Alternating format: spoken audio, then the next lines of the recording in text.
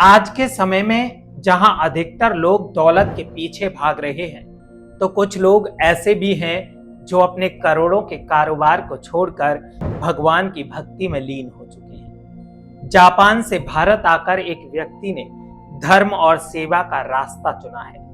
ये अपने आप में एक बहुत बड़ी प्रेरणा है। जापान के एक व्यक्ति ने अपने करोड़ों के कारोबार को अलविदा कहकर भगवान शिव की भक्ति में खुद को समर्पित कर दिया है।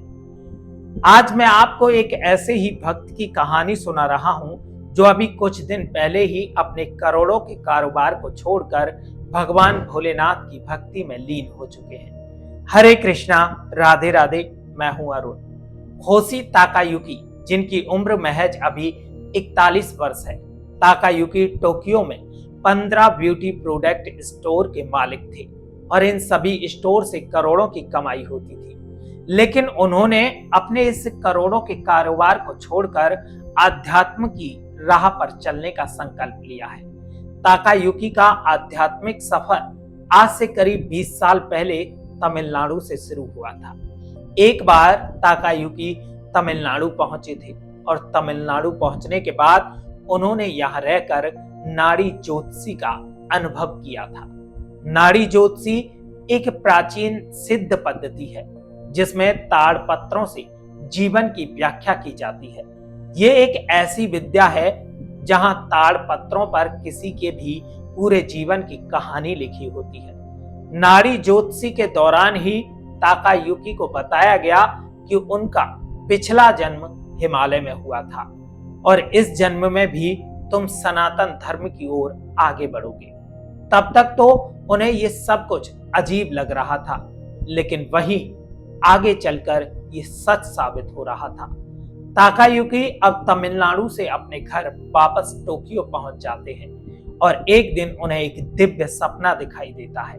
सपने में उन्होंने देखा कि वो उत्तराखंड पहुंच गए हैं और उत्तराखंड की पहाड़ियों में गंगा जल लेकर भोलेनाथ की भक्ति में डूबे हुए हैं।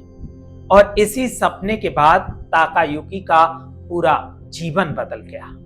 उनके मन में भक्ति की ज्योति जलने लगी।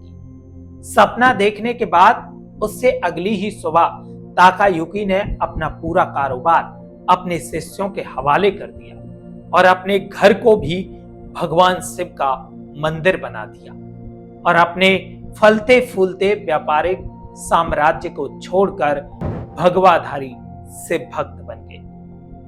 यहां तक कि उन्होंने अपना नाम भी बदलकर ताकायुकी से बाला कुंभ गुरु मुनि रख लिया।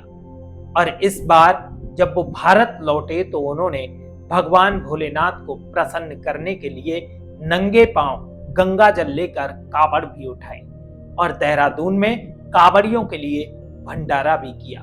उनके साथ उनके 20 जापानी अनुयायी भी भगवा वस्त्र धारण करके उनके साथ धार्मिक यात्रा पर निकले हैं। अभी उन्होंने 35 एकड़ जमीन भी खरीदी है और उस जमीन पर वो एक भव्य और दिव्य शिव मंदिर का निर्माण कराना चाहते हैं और उत्तराखंड में अपना एक छोटा सा आश्रम बनाकर भगवान भोलेनाथ की भक्ति में लीन होकर आध्यात्मिक की राह पर चलना चाहते हैं।